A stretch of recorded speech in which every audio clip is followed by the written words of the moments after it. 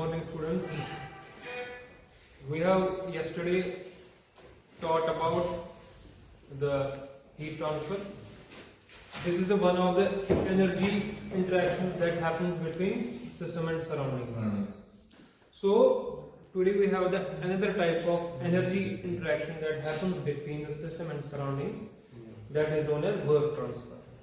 जैसे कल हमने हीट ट्रांसफर के बारे में पढ़ा, वो कैसे होता है सिस्टम और सराउंडिंग के बीच में जो हीट ट्रांसफर होती है वो कैसे होती है।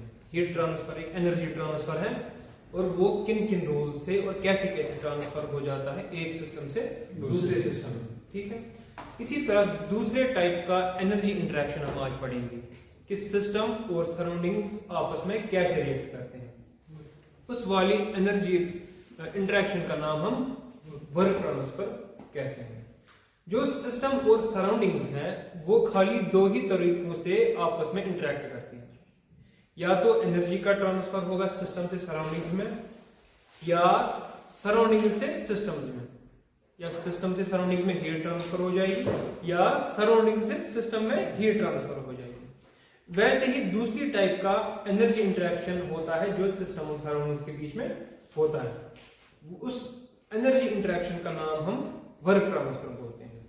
या तो सिस्टम सराउंडिंग्स पे काम करेगा या सराउंडिंग्स सिस्टम पे काम करेगी, उसी काम को हम बोलते हैं वर्क ट्रांसफर। ये भी एक किस्म का एनर्जी इंटरेक्शन होता है। जैसे हीट ट्रांसफर एक एनर्जी इंटरेक्शन है, वैसे ही वर्क ट्रांसफर भी एक किस्म का एनर्जी इंटरेक्शन है।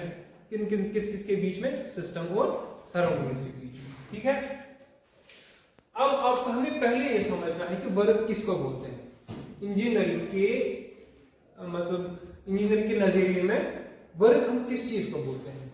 What is work? वर्क काम, जो हम फिजिकली काम समझते हैं इंजीनियरिंग के पर्सपेक्टिव से वर्क इसका एक फिक्स्ड मीनिंग है, एक पर्टिकुलर मीनिंग है। जो हम कैजुअल मीनिंग समझते हैं वर्क का, इंजीनियरिंग में वो वर्क का मीनिंग नहीं है। पहले हमें ये समझना है कि इंजीनियरिंग में what do we mean by work transfer. Work transfer engineering में किस चीज को बोला जाता है?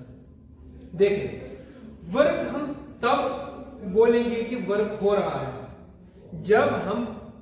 जब किसी बॉडी पे, जिसको हम कंसिडरेशन में लेते हैं, जब उस पे हम फोर्स अप्लाई करते हैं, जब उस पे हम फोर्स अप्लाई करते हैं किसी डायरेक्शन में, क्योंकि फोर्स का एक पर्टिकुलर डायरेक्शन होता है। अगर हम किसी बॉडी पे कोई फोर्स अप्लाई करेंगे तो उस फोर्स की वजह से वो उसी डायरेक्शन में मूव करने लगेगा, तब हम मानेंगे कि वर्क हो रहा है। अगर हम कितना भी फोर्स दें, एनर्जी दें, बॉडी मूव नहीं करेगी, उसका मतलब है कि वर्क नहीं हो रहा है। हम एफर्ट दे रहे हैं। There is difference between effort and force. Effort मतलब मेहनत, उस मेहनत का नतीजा अगर मोशन में आ गया तभी वर्क है। अगर हम एफर्ट दें तो कोई प्रोडक्टिव चीज नहीं हो रही, कोई चीज हिल भी नहीं रही है, उसका मतलब वर्क नहीं हो रहा है। तो वर्क हम तब मानेंगे जब हम फोर्स अप्लाई करेंगे और बॉडी मूव कर रही है, तभी हम समझेंगे कि वर्क हो रहा है। ठीक है, पहले हमें समझना है कि फोर्स किसको बोलते हैं। What do you mean by force? जब फोर्स पता चलेगा उसके बाद ही हम वर्क समझ सकते हैं। पहले हम समझेंगे what do you mean by force. Force की अगर मैं बेसिक डेफिनेशन दूंगा कि वो थोड़ा सा टीडियस हो जाएगा, ठीक है, वो थोड़ा सा कॉम्प्लिकेटेड टर्म में मैं बोलूंगा, या इंजीनियरिंग टर्म्स में। मैं सिंपल डेफिनेशन में आपको बोलूंगा, आप किस चीज को फोर्स बोलते हैं?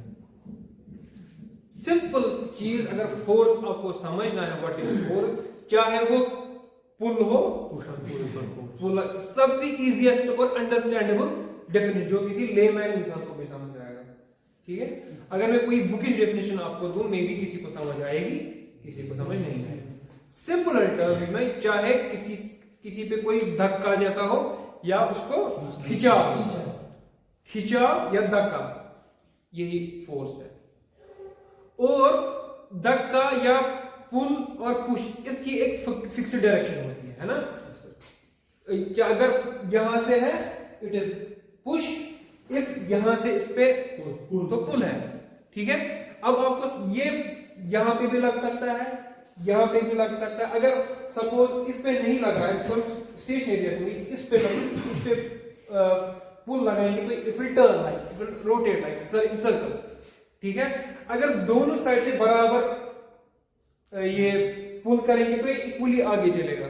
अगर सेम फोर्स वहां से लगेगा अपोजिट में तो नहीं, ये मूव नहीं करेगा, equally opposite force cancel out हो जाएंगे, ठीक है।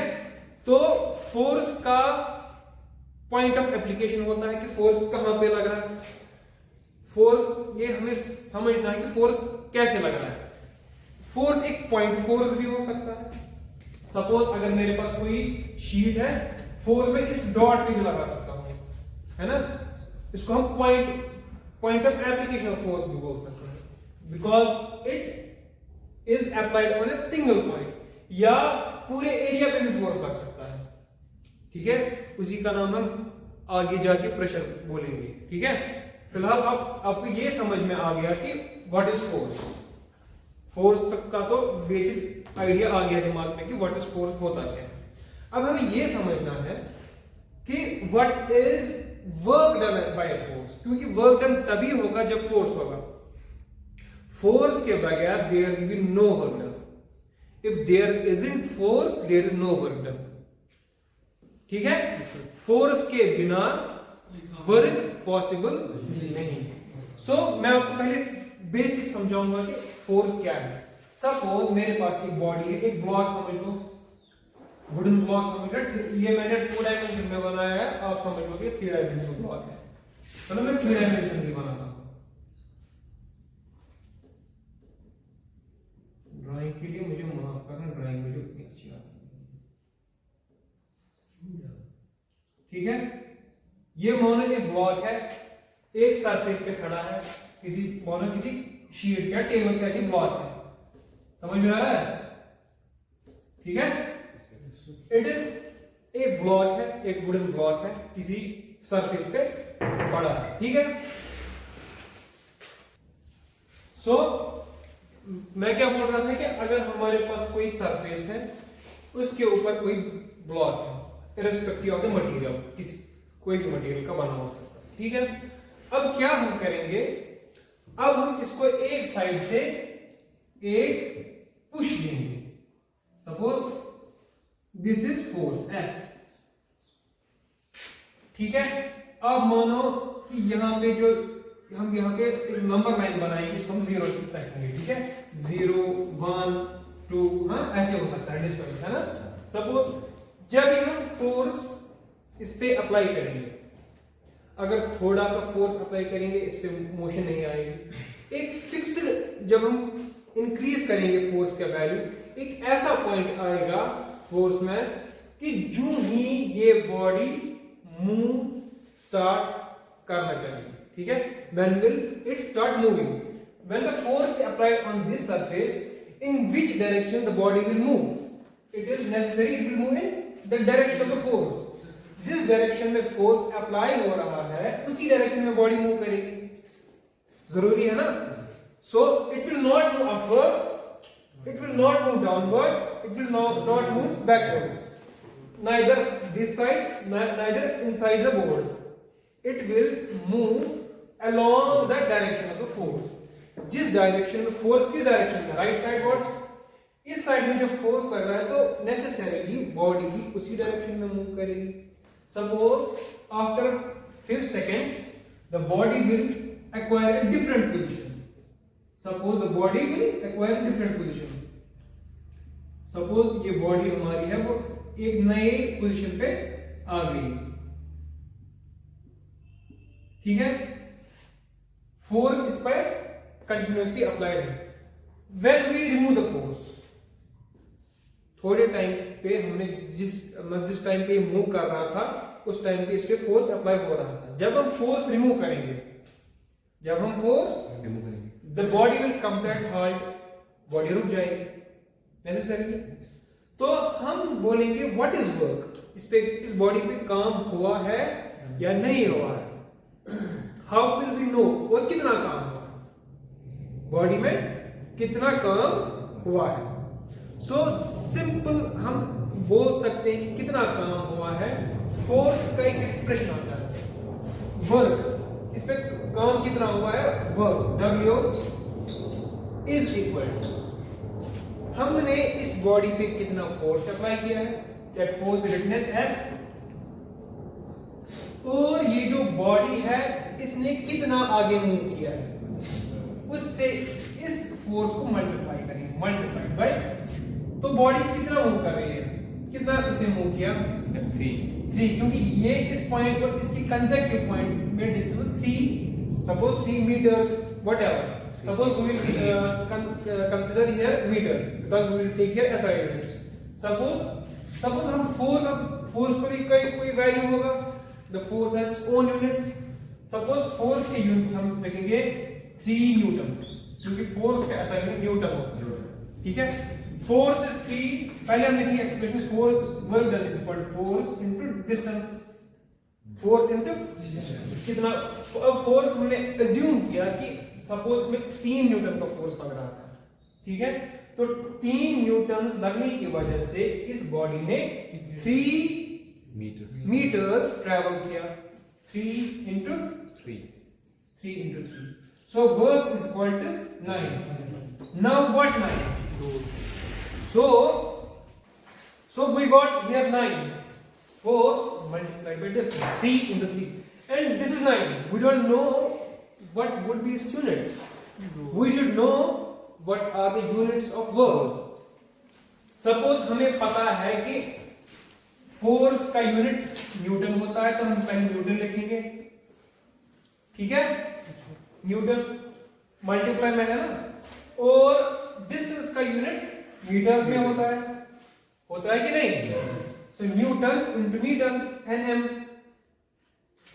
न्यूटन फोर्स का, मीटर डिस्टेंस का, क्योंकि फोर्स का यूनिट न्यूटन और डिस्टेंस का यूनिट मीटर, 3 into 3 9, और न्यूटन इंटू मीटर मीटर, ठीक है। सो इसी न्यूटन मीटर का और एक नाम भी है, can anybody tell me what is newton? It is joule, it is joule. Can anybody tell me what physical quantity joule is the unit of? किस यूनिट का, किस फिजिकल क्वांटिटी का यूनिट जूल होता है? You should know the joule is the SI unit of energy. Joule is the SI unit of energy. So हमारा तो यहाँ पे वर्क है, इसका मतलब जिन चीजों का यूनिट सेम होता है वो चीजें भी सिमिलर होती हैं। सपोज यहां पे वर्क का यूनिट न्यूटन मीटर का, अगर हम इसकी हम एक चीज उसको बोलते हैं डायमेंशनल एनालिसिस करते हैं, क्या करते हैं, डायमेंशनल एनालिसिस। अगर हम एनर्जी की भी डायमेंशन एनालिसिस करेंगे और इस न्यूटन मीटर की भी डायमेंशनल एनालिसिस करेंगे, हमको ये समझ में आ जाएगा कि एनर्जी और वर्क एक ही चीज है। क्या एनर्जी और वर्क एक ही चीज है, अलबत्ता इनका फॉर्म अलग अलग है। इनका, इसका मतलब जो वर्क है ये भी एक एनर्जी का ही रूप है। वर्क क्या है, वर्क भी एक एनर्जी का ही रूप है। So the newton metre is also known as joule. So joule is also an SI unit of energy. It means if joule is work, if joule is unit of energy and work has also unit as joule, it means the energy and work are same things. समझ में आ रहा है? क्योंकि joule किसका unit है, energy का। If energy का unit joule है और वर्क का यूनिट भी जूल है, इसका मतलब वर्क और एनर्जी भी सेम चीज है ना। आपने 9th में, शायद 9th में कि 10th में हमारे पास एक चैप्टर ही होता है वर्क, पावर एंड एनर्जी, है ना। इसका मतलब ये चीजें लगभग सिमिलर है, ठीक है। सो अब आपको समझ में आ गया कि वर्क किस चीज को बोलते हैं। अगर सपोज हम इस पे फोर्स कितना भी अप्लाई करें, फोर्स कितना भी अप्लाई करें, अगर ये बॉडी मूव नहीं करेगी, सपोज अगर इसमें फोर्स हम 100 भी देंगे, सपोज फोर्स कितना दिया, अब वर्क में पता है फोर्स इनटू डिस्टेंस होता है। सपोज हमने फोर्स 100 अप्लाई किया मगर डिस्टेंस 0, 100 इंटू 0 तो वर्क कितना आएगा, 100 इंटू 0 0, कोई काम नहीं होगा। और एक चीज भी आप समझ सकते हो,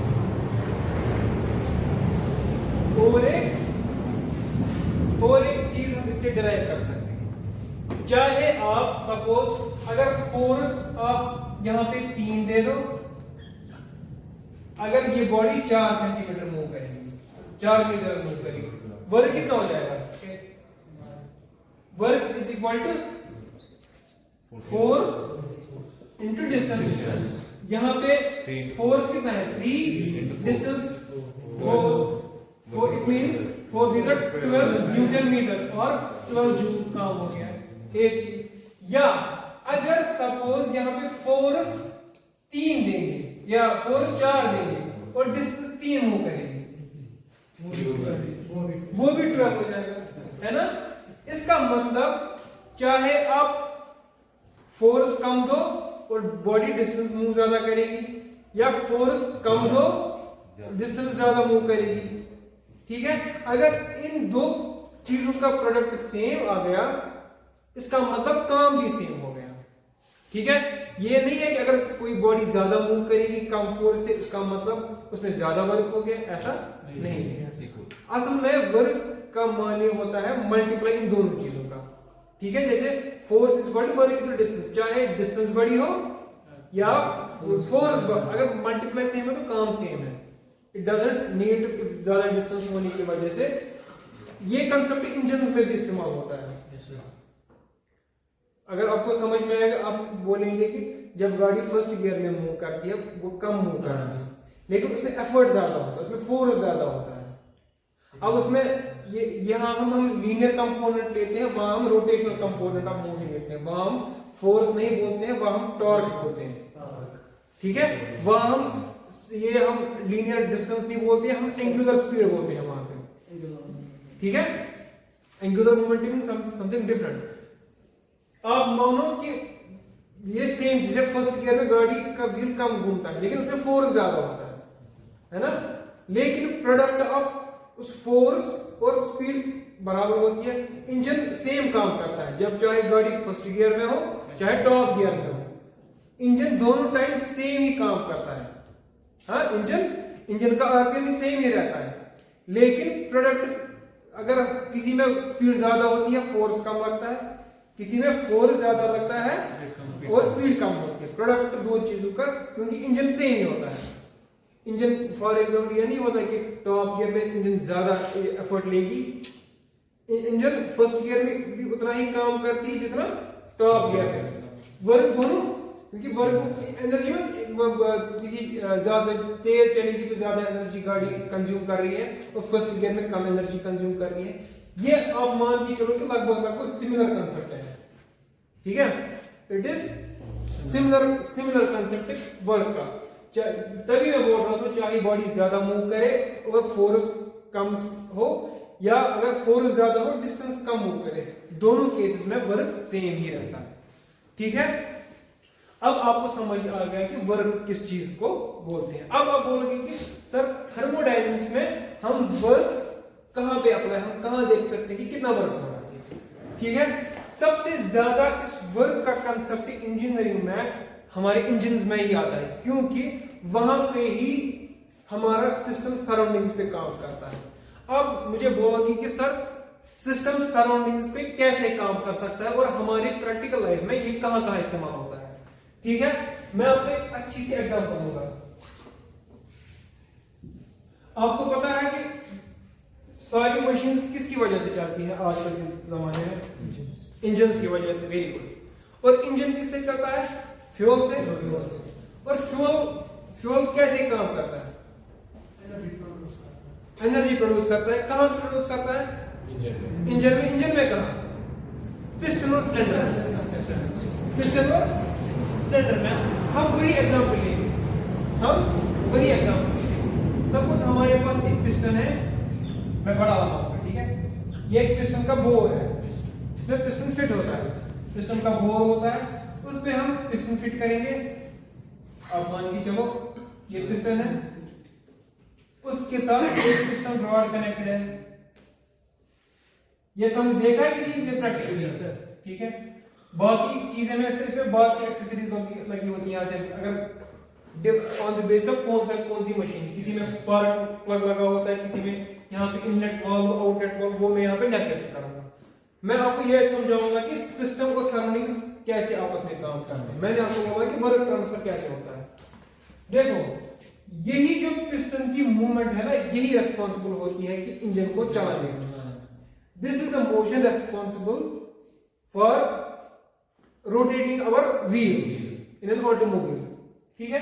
सो इसका मतलब है ना कि यही हमारा, अगर इसको हम सिस्टम कंसीडर करेंगे, यही हमारे व्हील पे काम कर रहा है। So the system does work on the surrounding, wheel पे काम कर रहा है। ठीक है। तो हाउ डज इट वर्क? इसमें क्या होता है, यहां पे हमारा एक चैम्बर होता है। ठीक है। This is known as a combustion chamber, आपने देखा होगा। कंबशन, इसी में फ्यूल और एयर का, अगर हम मानेंगे कि पेट्रोल इंजन है, there is difference between petrol engine and diesel engine. उसमें सपोज हम करेंगे यहाँ पे एज्यूम ये पेट्रोल का इंजन है। ठीक है। पेट्रोल के इंजन में क्या होता है कि यहाँ पे फ्यूल और एयर का मिक्सचर आ जाता है। ठीक है। एयर फिल्टर से एयर आता है और कार्बोरेटर से एयर और फ्यूल मिक्स होकर यहाँ पे फ्यूल इंजेक्टर की मदद से यहाँ तक आ जाता है। उसके बाद यहाँ पे एक स्पार्क प्लग लगा होता है पिस्टन में, पिस्टन सिलेंडर में स्पार्क प्लग लगा होता है। जो ही उसमें इग्निशन आ जाता है, एक स्पार्क निकलती है, जो हमारा ये जो फ्यूल और एयर का मिक्सचर है, यहाँ पे एक विस्फोट हो जाता है, धमाका हो जाता है। उस धमाके की वजह से जो सिस्टम है ना, हम आप मान के चलो बाकी सारा सराउंडिंग्स है। पिस्टन ये जो हमारा है ना कंबशन चैम्बर, मतलब पिस्टन, इस वाले पिस्टन के, इसको हम बोलते हैं इंजीनियरिंग लैंग्वेज में बीडीसी। बीडीसी मतलब बॉटम डेड सेंटर। जब पिस्टन इस टॉप से बराबर चिपकता नहीं है, थोड़ी सी क्लियरेंस रहती है, क्लियरेंस वॉल्यूम भी बोलते हैं। फॉर एग्जाम्पल जब इंजन पूरा बॉटम पे आता है ना, वो इसके सिलेंडर के हेड से टच नहीं करता है, सिलेंडर बोर्ड के टॉप थोड़ी सी गैप रहती है जिसमें कंबशन होगी। इसमें क्या होता है कि फ्यूल और एयर का मिक्सचर कंप्रेस हो जाता है। यहाँ पे पिस्टन जब इसको प्रेशर करता है ना गैस को, तो पिस्टन यहाँ तक थोड़ी सी क्लियरेंस वॉल्यूम रहता है इसमें। उसमें क्या होता है, अब इसमें हाईली कंप्रेस्ड फ्यूल और एयर का मिक्सचर होता है। ऊपर से जब स्पार्क लगती है तो यहाँ पे एक धमाका होता है। धमाके की वजह से ये जो आप मान लो ये हमारा सिस्टम है, अब सिस्टम में जब धमाका हो जाएगा तो व्हाट विल हैपन, अब ये पिस्टन जब प्रेशर की वजह से मूव करेगा ना, यही हमारा वर्क है। यही अब हमारा सिस्टम काम कर रहा है किसके ऊपर, सराउंडिंग्स पे। इसी को हम बोलते हैं वर्क ट्रांसफर। क्योंकि पिस्टन खुद ब खुद नहीं चला, अंदर से प्रेशर आ गया और पिस्टन पीछे मूव करने लगा। This is our work. यही वो फोर्स है जो व्हील को चलाता है। ठीक है। मैं आपको पढ़ाऊंगा इंशाल्लाह, अगर टाइम हम आगे प्रोसीड करेंगे, जब हमें पढ़ना है कि डीजल इंजन, थोड़ा मैं पढ़ाऊंगा आपको डीजल इंजन कैसे काम करते हैं, petrol engine, how does engine work, मैं वो आपको समझाऊंगा। पहले ये समझो कि आपको ये समझ में आ गया कि अब इसमें प्रेशर, अब हमारा सिस्टम किस पे काम कर रहा है, सराउंडिंग्स पे काम कर रहा है। सराउंडिंग्स मानो कि पिस्टन बाकी इसमें मैकेनिज्म आगे लगा होता है, कनेक्टिंग रॉड लगी होती है, क्रैंकशाफ्ट लगा होता है, फ्लाई व्हील, गियर बॉक्स, बाकी चीज होती है, आगे लगा होता है। लेकिन बेसिक काम यहाँ पे हो रहा है, यहाँ पे एनर्जी प्रोड्यूस हो रही है इंजन को चलाने की। बाकी तो उसको बोलते हैं ट्रांसमिशन सिस्टम। बाकी जो यहाँ से आगे इसको बोलते हैं सोर्स, एनर्जी कहाँ से आ रही है, फ्यूल यहाँ पे जा रहा है, यहाँ से हमारा मतलब गाड़ी का असली हार्ट यही है इंजन। सो उससे क्या हो जाएगा, इसमें फोर्स लगेगा, इस पिस्टन के हेड पे फोर्स लगेगा कि नहीं लगेगा, फोर्स लगेगा ना। तो वो फोर्स कहां से आ गया कि जो यहाँ पे गैस एक्सपैंड हो गई, यहाँ पे अब बर्निंग हो गई, यहाँ पे एक धमाका हो गया, एक छोटा सा धमाका हो जाता है। सो इस ये तो बाकी जो है ना सिलेंडर ब्लॉक होता है, इट डजंट मूव। ये इंजन का सिलेंडर होता है, ये मूव नहीं करेगा। तो मूव को कौन करेगा, पिस्टन मूव करेगा ना। तो आप मान के चलो ये हमारी सराउंडिंग्स है, सराउंडिंग, और ये क्या है, सिस्टम है ना। तो अब सिस्टम किस पे काम कर रहा है, सराउंडिंग में। कैसे, इस पे प्रेशर लगा के, सो इस पे प्रेशर लगेगा कि नहीं लगेगा? So the piston will move backwards. ठीक है, यहां तक आपको समझ आया? सपोज ये वाला पिस्टन जब फोर्स लगने की वजह से, अब आप ये मानो यहाँ पे 0 डिस्टेंस है, ठीक है? अब इस फोर्स लगने की वजह से हमारा पिस्टन किसी और लोकेशन में चला गया ना, इस लोकेशन में, सपोज इट विल मूव। अब ये इतना वॉल्यूम बढ़ गया, समझ आया? सो जो हमारा पिस्टन है वो इतना मूव किया कि नहीं? Suppose it is x, suppose it is 2 centimetre, suppose 2 centimetre लिखो यार, कुछ लिखो, क्या होगा, इंचेस क्या होगा। So that piston move backwards.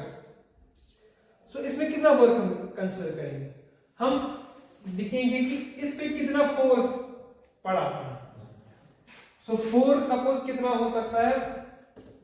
So work here is equal to force, यहां पे भी फोर्स इनटू डिस्टेंस। अब यहाँ पे फोर्स हम इन टर्म्स ऑफ प्रेशर लिखते हैं, छोड़ो मैं आगे लिखूंगा आपको। सपोज यहाँ पे 100 kN का फोर्स लगा, क्योंकि भाई छोटा मोटा फोर्स नहीं लगता है, बहुत बड़ा लगता है। 10 किलो न्यूटन का फोर्स लगता है, मतलब 10 × 10⁻³ और सपोज अगर ये 2 सेंटीमीटर मूव किया 2 सेंटीमीटर, अगर मुझे इसको सेंटीमीटर में नहीं लिखना है, इसको मीटर्स में लिखना है। सो अगर मुझे इसको मीटर्स में लिखना है, इसको डिवाइड बाय 1000 करना है, डिवाइड बाय 100 करना है, सॉरी डिवाइड बाय 100 करना है। सो वर्क कितना हो गया? Work is equal to 10 kilo newton, मतलब 10 और 3 0, किलो का मतलब 1000 है ना, कि 10 मतलब 10 के 10,000 कि ये मतलब पता है, इनटू 2। अब ये सेंटीमीटर, क्योंकि जब डिवाइड बाय 100 आ गया फिर सेंटीमीटर नहीं रहा है ना, फिर मीटर बन गया है। 2 × 100, 2 0 2 0 कैंसिल है ना, डिवाइड बाय ना, तो डिवाइड में कैंसिल। 100 × 2 200 200 है, हाँ 200 यूनिट क्या आएगा?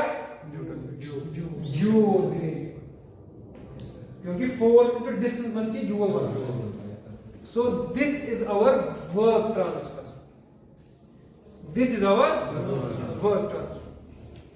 या कभी अगर सपोज ये हमारा इंजन है, इंजन में यहां से सिस्टम ही सराउंडिंग पे वर्क करता है, लेकिन इसका अपोजिट भी हो सकता है। अब सराउंडिंग्स कभी कभार इससे प्रेशर, आगे से ही प्रेशर आता है, इसको कंप्रेस करने पे मजबूर करता है। सपोज हमारा पंप है, हमारा कंप्रेसर है, वो इंजन का अपोजिट होता है, ठीक है? जो पंप्स एंड कंप्रेसर्स होते हैं that are opposite of engine. Engine क्या करता है? इंजन पिस्टन से ही पावर आ जाता है आगे, लेकिन पंप और कंप्रेसर में आगे से ही मोटर से पावर आता है और कंप्रेस हो जाता है कोई चीज, यहां से कंप्रेशन, यहां से ही इसको एक्सपेंशन होती है, यहां से पिस्टन वर्क करता है, वहां पे पिस्टन पे काम होता है। अब इसके साइन कन्वेंशंस है, साइन कन्वेंशन वो किस लिए? वो साइन कन्वेंशंस हम, जैसे आपने ऑप्टिक्स पढ़ा होगा 10th में, उसमें हम लेते हैं ना, कोई चीज पॉजिटिव देने को पॉजिटिव बोलेंगे और लेने को नेगेटिव बोलेंगे, वैसे ही इसमें भी हमारे थोड़े से साइन कन्वेंशंस होते हैं ताकि हमारी कैलकुलेशन आगे इजी हो जाए, ठीक है? वो साइन कन्वेंशंस क्या है मैं आपको बोलूंगा, ये डिफरेंट होते हैं फिजिक्स और केमिस्ट्री में। Work done by the system, देखो अगर वर्क डन बाय सिस्टम, ये याद रखो, इसको हम बोलते हैं पॉजिटिव। इसका क्या मतलब है? अगर यहां से फोर्स लग रहा है, इसको पॉजिटिव बोलेंगे, क्योंकि चैम्बर से फोर्स लग रहा है, उसको पॉजिटिव लेंगे। अगर चैम्बर पे फोर्स लग रहा है तो उसको नेगेटिव बोलेंगे, उसको बोलेंगे work done binding on system. क्या सर रिपीट? इसको हम नेगेटिव बोलेंगे, सर रिपीट मतलब अगर यहां से फोर्स लग रहा है, चैम्बर से फोर्स लग रहा है आगे पिस्टन पे, उसको, उस वर्क को हम पॉजिटिव बोलेंगे कि हम यहीं से सिस्टम ही इसको पावर दे रहा है, इसको हम पॉजिटिव बोलेंगे। अगर हम सिस्टम पे फोर्स लगा रहे हैं, वर्क फोर्स पे कर रहे हैं, तो उसको हम नेगेटिव बोलेंगे। और ट्रांसफर का उल्टा है, हाँ, heat transfer, heat heat given to system. अगर इसको हम हीट देंगे, उस हीट को हम पॉजिटिव बोलेंगे कि नेगेटिव देंगे। हीट गिवन टू सिस्टम, उसको नेगेटिव देंगे। Heat given by system, heat उसका अपोजिट है सर। हाँ गिवन बाय सिस्टम। अगर यहां से हीट रिजेक्ट हो रही है, नहीं sorry it is taken as positive, मुझे भी इसमें कंफ्यूजन हो जाता है कभी कभार। इसने उसमें अब अगर सिस्टम से हीट निकल रही है तो उसको हम नेगेटिव, ठीक है।